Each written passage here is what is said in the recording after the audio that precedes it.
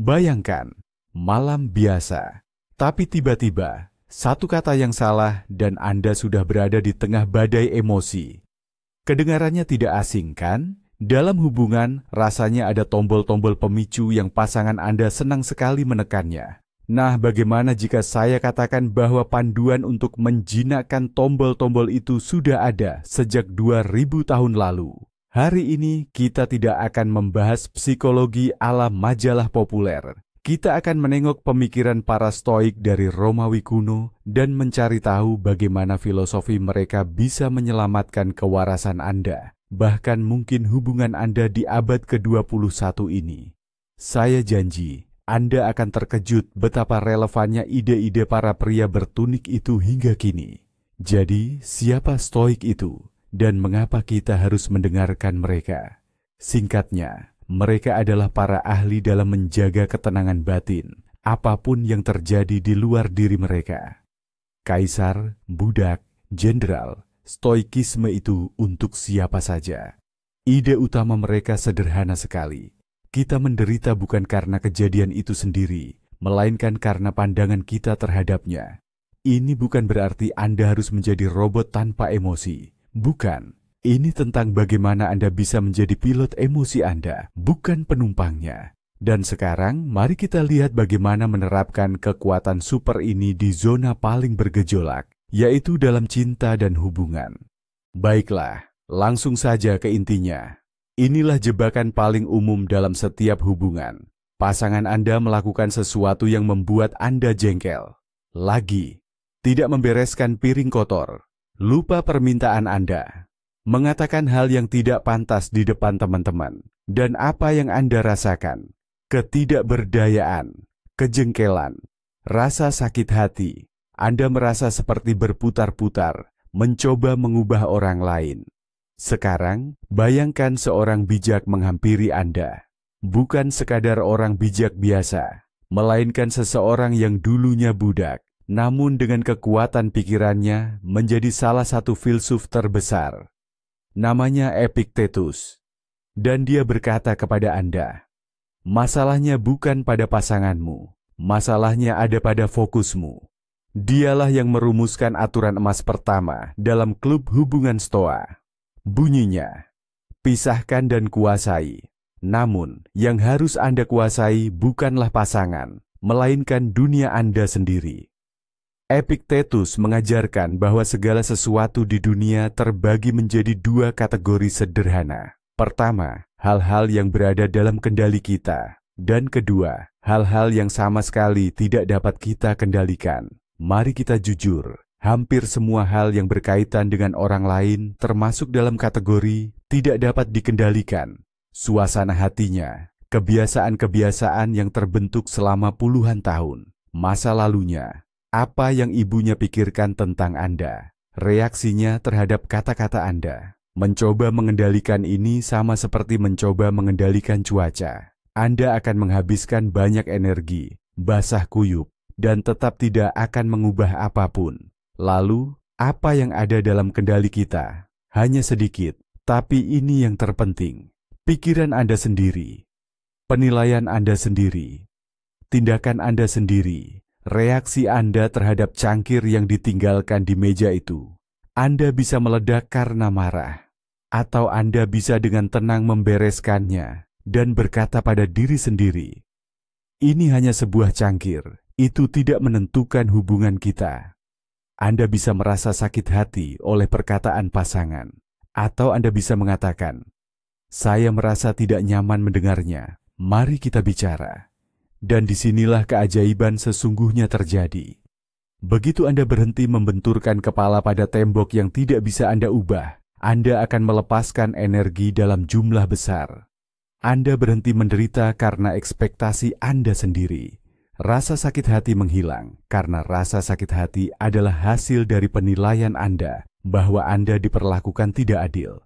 Anda mulai melihat situasi dengan jelas. Inilah faktanya. Cangkir ada di meja, dan inilah cerita yang saya buat sendiri tentang fakta itu. Dia tidak menghargai saya, dia tidak peduli.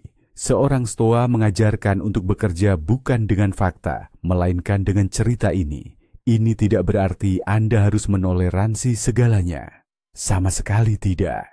Ini berarti Anda harus bertindak dari area kendali Anda sendiri.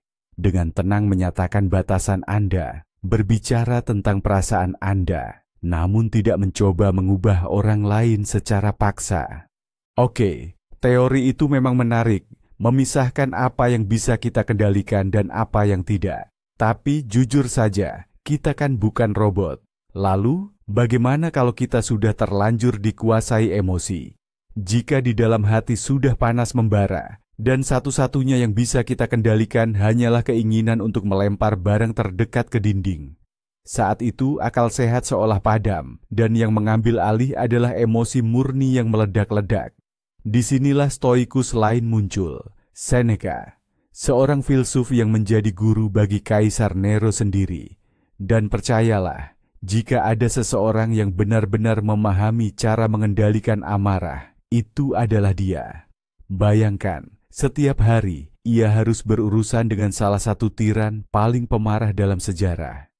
Kiat utamanya, senjata ampuhnya melawan kemarahan, sangatlah sederhana, bahkan terkesan konyol, yaitu jeda. Seneca pernah berkata, obat terbaik untuk amarah adalah penundaan. Pikirkan baik-baik, penundaan. Anda tidak menekan amarah itu, Anda tidak mengabaikannya, Anda hanya menjedanya. Sebelum membalas ucapan pedas, sebelum melontarkan tuduhan, sebelum membanting pintu, berhentilah. Diamlah. Apa yang terjadi saat itu? Amarah adalah impuls, semacam korsleting di otak, di mana bagian emosional sepenuhnya mengambil alih. Ia berteriak, serang, bela diri, balas dendam. Jeda itu seperti tombol darurat. Ia menciptakan celah kecil antara stimulus, ucapan menyakitkan dari pasangan, dan reaksi merusak Anda. Dalam celah itu, dalam detik keheningan itu, akal sehat Anda sempat kembali. Ia sempat bertanya, apa yang akan saya capai dengan berteriak sekarang? Apakah saya akan menyelesaikan masalah atau justru memperburuknya? Apa yang ingin saya katakan ini kebenaran, atau hanya keinginan untuk menyakiti lebih dalam? Seneca secara harfiah menyarankan, jika Anda merasa marah, Anda memuncak, mundurlah selangkah. Pergilah ke ruangan lain. Katakan, saya butuh 5 menit untuk menenangkan diri. Tarik napas dalam-dalam. Hitung sampai 10. Lakukan apa saja untuk memutuskan rantai instan serang balas itu. Karena menurut Seneca sendiri, amarah yang diberi waktu akan mereda. Ia kehilangan kekuatannya. Dan dalam beberapa menit, Anda bisa kembali berbicara bukan sebagai binatang yang mengamuk, melainkan sebagai orang berakal sehat yang ingin menyelesaikan masalah, bukan sekadar memenangkan perdebatan. Ini adalah teknik sederhana namun sangat ampuh, yang telah menyelamatkan lebih banyak hubungan daripada semua buket bunga dan permintaan maaf yang digabungkan. Baik, kita sudah belajar mengendalikan amarah. Tapi bagaimana dengan musuh-musuh hubungan yang lebih sunyi, namun tidak kalah merusak? Musuh-musuh yang bersembunyi di dalam pikiran kita. Saya bicara tentang kecemburuan, keraguan, dan kecemasan tak berujung akibat pendapat orang lain. Apa kata teman-temanku nanti? Bagaimana kalau aku tidak begitu penting baginya? Kenapa dia menyukai foto perempuan itu? Pikiran-pikiran ini bisa meracuni bahkan hubungan yang paling kuat sekalipun. Dan disinilah senjata berat sejati stoisisme datang membantu kita, yaitu Kaisar Roma sendiri, Marcus Aurelius. Seorang pria yang memerintah kekaisaran besar, memimpin peperangan, namun setiap malam selalu menyempatkan diri menulis jurnal pribadi. Jurnal tempat dia melatih pikirannya, layaknya seorang prajurit melatih tubuhnya. Prinsip utamanya sangat kokoh. Kejadian eksternal tidak bisa menyakitimu. Sama sekali tidak. Hanya penilaianmu sendiri terhadap kejadian-kejadian itulah yang menyakitimu. Mari kita ambil contoh sederhana. Pasanganmu asik mengobrol dengan seseorang di pesta. Itu hanyalah fakta. 2 orang sedang berbicara. Namun, kamu sendirilah yang mengubah fakta itu menjadi tragedi dalam pikiranmu. Kamu melabelinya. Itu genit. Aku tidak berarti baginya. Malam kita hancur. Dan label-label inilah, penilaian-penilaianmu ini yang membuatmu menderita. Bukan obrolannya itu sendiri, melainkan interpretasimu. Marcus Aurelius selalu mengingatkan dirinya sendiri. Jika sesuatu membuatmu sedih, yang bersalah bukanlah kejadian itu sendiri, melainkan pendapatmu tentangnya. Dan kamu memiliki kuasa untuk mengubah pendapat itu kapan saja. Bayangkan betapa kuatnya alat ini. Kamu tidak akan lagi bisa disakiti oleh kata-kata orang lain, tatapan sinis, atau situasi ambigu. Karena kamu memahami, itu hanyalah informasi eksternal. Dan bagaimana kamu akan bereaksi terhadapnya, hanya kamu yang memutuskan. Ini juga berlaku untuk pendapat orang lain. Teman-temanmu tidak setuju dengan pilihanmu, orang tuamu merasa pasanganmu tidak cocok untukmu. Bagi seorang stois, itu hanyalah kebisingan. Pendapat mereka ada di kepala mereka, dalam kendali mereka. Sedangkan dalam kendalimu adalah sikapmu sendiri terhadap pasanganmu dan hidupmu. Marcus Aurelius, sebagai seorang kaisar, terus-menerus menghadapi intrik, gosip, dan rumor, termasuk tentang istrinya sendiri. Dan contohnya menunjukkan bagaimana filosofi ini bekerja, bukan hanya dalam teori, melainkan dalam kondisi hidup yang paling sulit sekalipun. Dan disinilah kita sampai pada inti pembahasan kita, atau yang sering disebut, ini dia kejutan besarnya. Banyak orang beranggapan bahwa stoikisme itu berarti bersikap dingin, dan tidak terlibat secara emosional dalam cinta. Seolah seorang stoikus mencintai tidak sepenuh hati, tanpa gairah membara. Padahal ini adalah kesalahpahaman terbesar.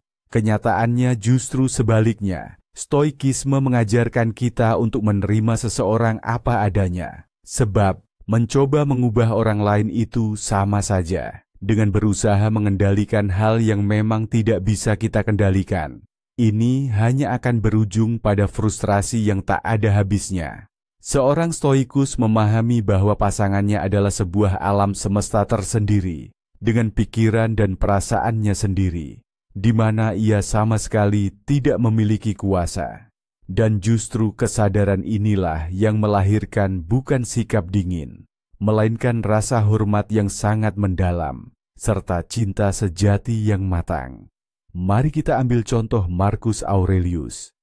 Ada begitu banyak desas-desus tak sedap yang beredar tentang istrinya, Faustina. Apa yang akan dilakukan kebanyakan orang? Mungkin akan membuat keributan, atau menyerah pada rasa cemburu. Namun, apa yang dilakukan oleh kaisar filsuf ini? Dalam catatan hariannya, ia justru bersyukur kepada para dewa atas istrinya yang penuh kasih, setia, dan sederhana. Ia tidak membiarkan perkataan dan spekulasi orang lain merusak pendapatnya sendiri dan keutuhan keluarganya. Ia memilih untuk fokus pada hal-hal baik dan mengendalikan apa yang memang bisa ia kendalikan, yaitu sikap dan persepsinya. Ini bukan tanda kelemahan, melainkan sebuah kekuatan batin yang luar biasa. Pada intinya, filosofi stoik dalam sebuah hubungan bukanlah tentang bagaimana kita mengurangi perasaan. Sebaliknya, ini adalah cara untuk mencintai dengan lebih bijak, lebih tenang, dan lebih kokoh. Ini tentang membangun sebuah ikatan, bukan di atas gelombang emosi yang naik turun, melainkan di atas fondasi yang kokoh, yaitu harga diri dan rasa hormat terhadap pasangan. Terima kasih banyak sudah menonton video ini sampai habis. Jika apa yang saya sampaikan membuat Anda merenung, jangan ragu untuk berikan like dan subscribe channel ini, agar Anda tidak ketinggalan perjalanan baru ke dalam dunia kebijaksanaan. Nah, sekarang giliran Anda. Dari semua pembahasan ini, nasihat stoik mana yang menurut Anda paling relevan dan bermanfaat untuk hubungan di era modern ini? Silakan tuliskan pendapat Anda di kolom komentar. Saya sangat antusias untuk membaca pemikiran-pemikiran Anda.